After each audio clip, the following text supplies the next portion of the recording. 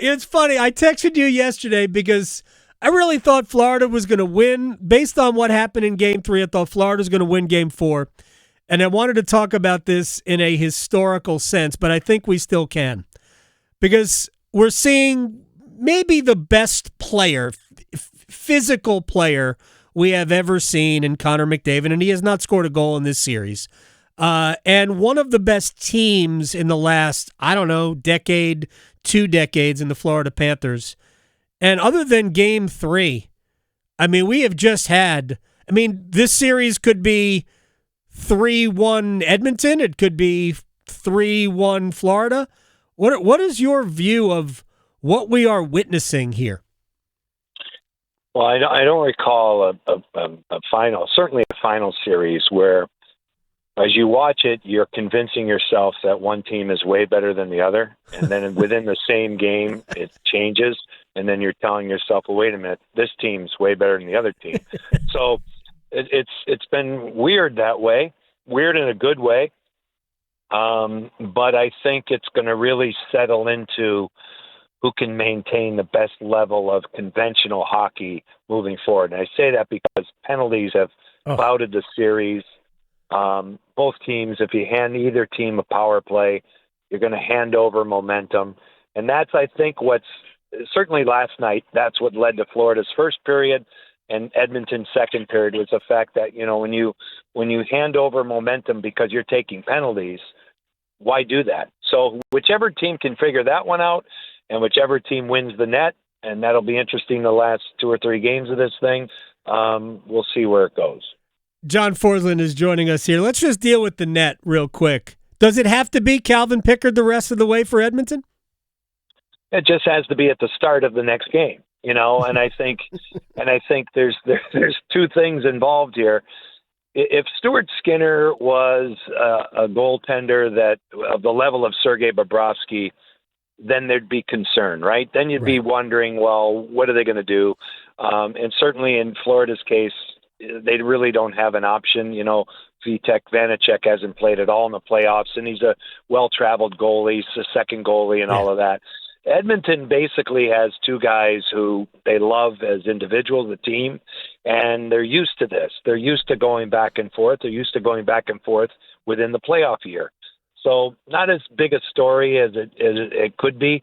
It's just that Cal Pickard is that mindset of a guy who can come in the throes of the most pressurized situation and deliver the performance that he did.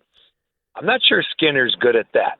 Skinner's good at starting games in the clutch and performing well when people count him out. Right. So whenever he sees it again, that's what happens.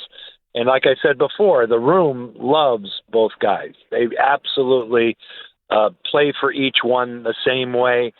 Both kids are remarkable stories. Both kids, and Skinner and Pickard, have had a hard journey to get to this place. So everybody's kind of pulling for them. But I think it's business as usual. That's why a change after one period, it could have something to do with Skinner. It could have a lot to do with how the team was and just a wake-up call. And that's an option for Chris Knobloch that Paul Maurice does not have. Yeah, it's I didn't feel the same way about Chris Knobloch as I felt about Pete DeBoer when he went and pulled Jake Ottinger after 2 goals, especially the way he talked about it afterwards. I felt like maybe Pete DeBoer was done being the head coach. He thought maybe, I'm tired of being the head coach of the Dallas Stars. I need to fire myself. I don't want to explore that just yet. John Forslund is joining us here on the Adam Gold Show. The to me, the turning point, we could point to the Ryan Nugent-Hopkins power play goal that made it 3-1. But I really thought it was the Darnell Nurse goal, because of all the goals that were scored, that's the one where I thought, man, that one really can't go from that angle to allow that much room above your shoulders. I thought that's the one that Bob, when he looks at on video, probably says, yeah, I shouldn't have let that one go.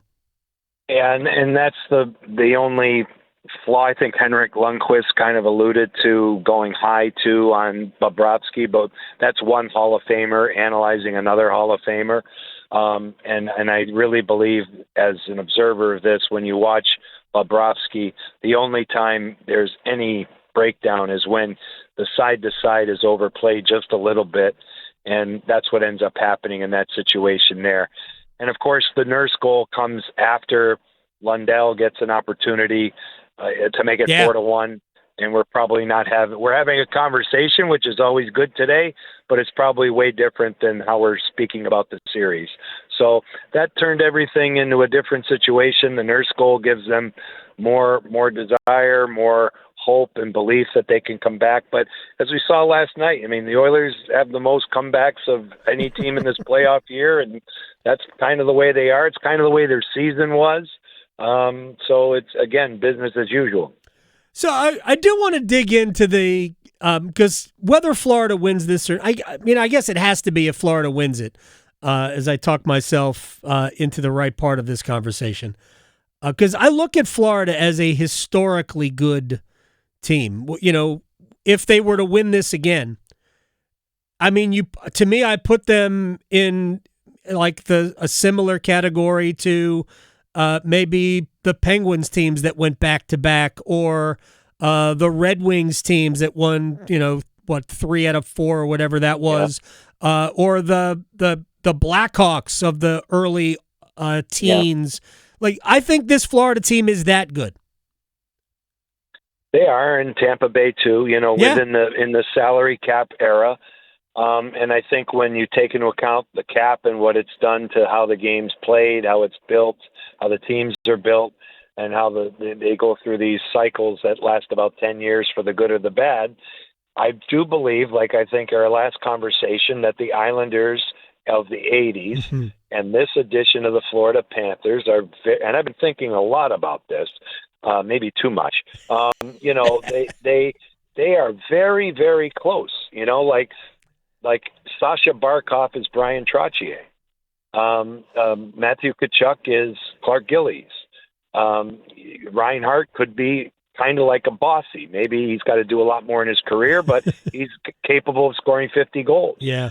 Bobrovsky's Billy Smith. And they beat you physically. They beat you with skill, but they haven't beaten the Oilers yet. Right. And this is going to be very interesting tomorrow night.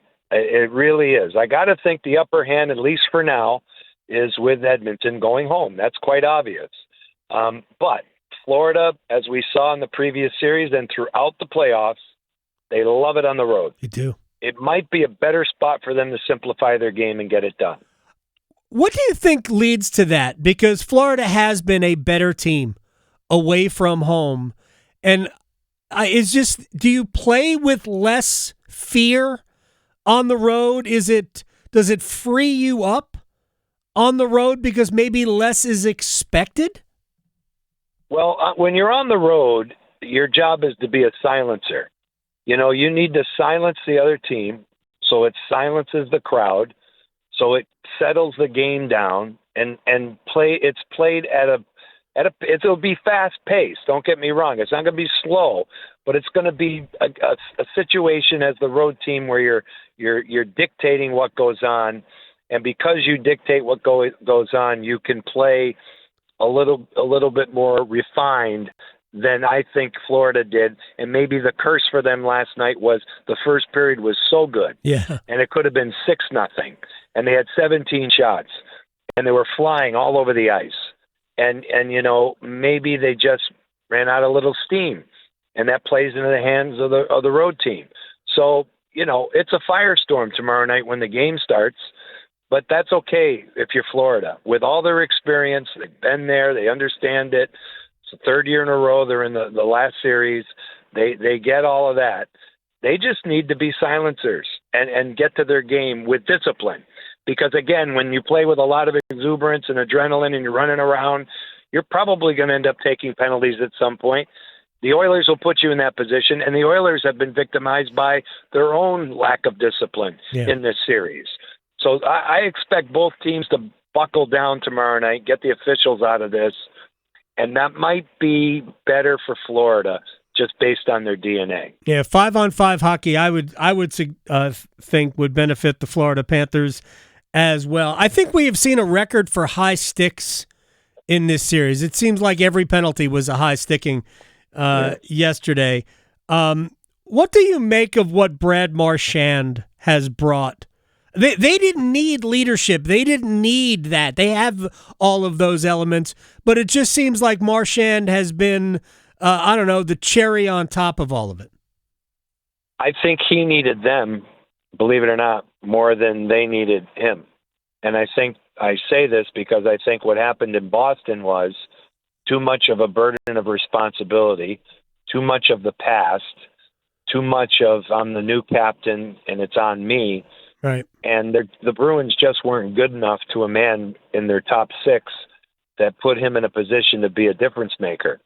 So that fizzles and goes away, and he ends up walking in there. Remember, he's injured when he gets there at the deadline, so he doesn't play right away, but he does get to know everybody, probably more than if he were in the lineup. So he gets to know the healthy extras and the guys who are hurt on a deep basis because he's practicing with them. He gets to know the room. He gets to walk in and say, wow, these guys are way more legit than maybe I gave them credit for. Their culture might be better than I gave them credit for. I like this, because, he's a winner. And he's going to be in the Hall of Fame, I believe, someday. Oh, yeah. And so he brings that to their room, and then he takes that, and he's like now part of it. So then because now he's part of it on a third line with two really good young players, but a line that's outscored at times the first two lines, he's just a part of the equation which lifts his game. If he went to a team where there's all kinds of pressure and you have to be our savior, he's probably not at a stage of his career where he can do that. But he can certainly be a piece. And when he walked in there, I think he realized I got built-in respect for every single one of these guys because of who they are, and now I'm just joining the party. John Forslund, before we let you go, I look at this series, and you've got great depth on Florida's side. I don't think you've got that same depth. You've got the highest end you could possibly have in McDavid and Draisaitl. I just wonder if the next line of player, other than Ryan Nugent-Hopkins, in terms of their character and reliability, is at the same level as Florida's. Is that fair? And I think it's really fair when you consider they missed Zach Hyman, and now I think we'll see how much they miss him in games 5 and 6 and maybe 7. I think Nugent-Hopkins is injured and not 100%. God bless Corey Perry because I didn't see this coming. I didn't think he could play at the level he's played at and score the types of goals and make the plays that he's been able to make.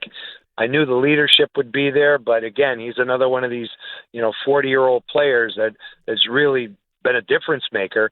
It's Evander Kane, and is Evander Kane going to be a positive Evander Kane, or is he going to take dumb penalties and cost his team? That remains to be seen. And then there's others, Henrique and Skinner and Frederick, and you know what? That Podkolzin has been a good player. Yep. He's been a good physical player, and I think that's helped them. But I'm with you. That's the key here because the balance war and the box that's checked for that definitely goes to Florida, even though the two best players in the world can override all that at any time. Yeah, we have not seen a Connor McDavid goal yet in the finals. John Forslund, enjoy Maine, the Granite State, right? Yeah, no, that's New Hampshire. State of Maine. The New Hampshire is the Granite State. No, vacation land. So it must be vacation time. It must That's why be. They call it that. My gosh. Yeah. You deserve it. Thank you so much for your time. Buddy. I'll talk to you soon. All right. Talk soon.